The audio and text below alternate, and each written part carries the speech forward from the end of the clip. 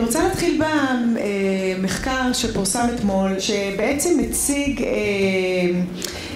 עיתונאיות ישראליות בתוך עולם התקשורת, ויש בו כל מיני נתונים, אבל בעיקר מסמן את זה שנשים בעיתונות הן חלשות, ונוטות להציג זווית ראייה גברית, ששליש מהנשים רק הן עיתונאיות, שהן מרוויחות פחות בגברים. קשה להבין עד כמה הפער בין השיח הציבורי לגבי שוויון בין גברים לנשים, שהוא מאוד מוקפד היום, ויחסית אפשר לומר מעט מאוד, ברמה של אי שוויון. זאת אומרת, להחפיץ נשים. עכשיו בדיון אני לא אעשה את זה. אבל אני יכול מאוד להיות שאני עושה את זה, אני עדיין עושה את זה במסגרת העבודה שלי. מגישות זה תפיסה מיושנת שאינה קיימת כבר בטלוויזיה מזמן. המגישות הן מעורבות בעריכה, הן מעורבות בבחירת האייטמים, יש להן עמדה, יש להן דעה, והתפיסה הזאת שכאילו זו התפיסה שמקוממת אותי, כי יש משהו מאוד ארכאי בכל הדיון הזה על מעמד האישה.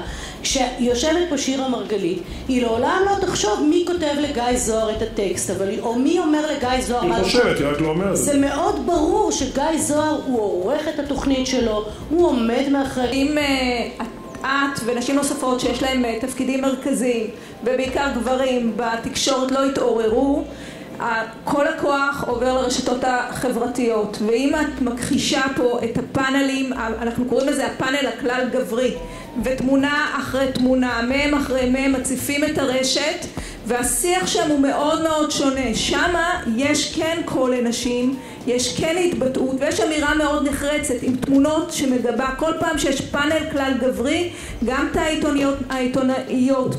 אז הגענו לנקודה שאולי היא שווה דיון. אני אעלה שאלה לדיון ותגידו לי מה דעתכם עליה. אני שואלת דבר אחר. אני אומרת, אני מכירה את הסיפור הזה.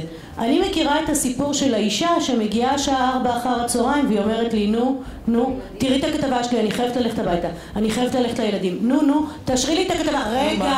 ואני שואלת משהו אחר. אני שואלת, איפה מתחיל הסיפור הזה? האם לא גם בראש של האישה ובמה שהיא תדרוש, מה שהיא תדרוש מבעלה בביתה, זה לא מה שהיא אמורה לדרוש, שוויון, זה לא, אני צריכה לדאוג לשוויון שלה עם בעלה. את יודעת כמה פעמים אני שואלת נשים שעובדות איתי, למה הוא לא יבוא ב4? בסוף צריך לשדר, בסוף צריך לשכנע כל הזמן ברמה מיידית שאנשים יפתחו אותך ויראו אותך. בסוף אנשים רוצים שלא ילכו, ואז בא המבחן, ובמבחן הזה אנחנו נופלים.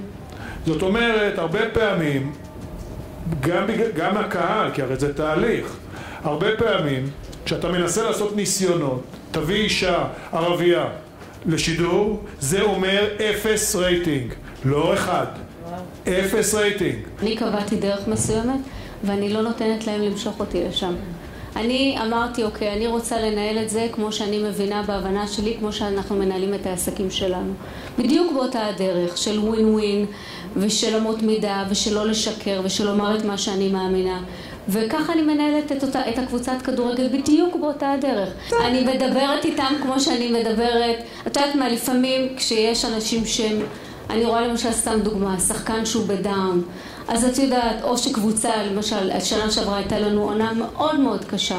אז יש אנשים שהם נכנסים לחדר הלבשה, בגלל שזה תחום מאוד מאוד אמוציונלי, והוא מפרקים את השחקנים, אוקיי? כי זה קשה לך.